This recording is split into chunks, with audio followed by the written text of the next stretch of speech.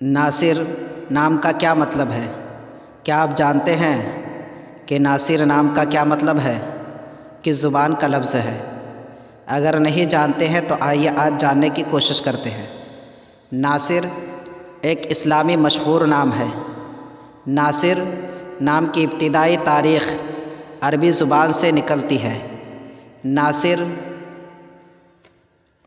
حروف کی تعداد 4 حروف اور ایک لفظ میں مستعمل ہے۔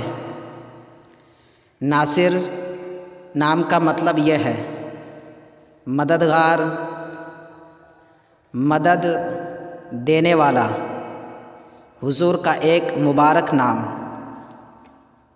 اگر آپ بھی اپنے بچوں کا نام ناصر رکھنا چاہتے ہیں تو محمد ناصر یا ناصر علی، ناصر رضا، ناصر اقبال وغیرہ وغیرہ اگر آپ اپنے بچوں کا نام رکھنا چاہتے ہیں تو رکھ سکتے ہیں۔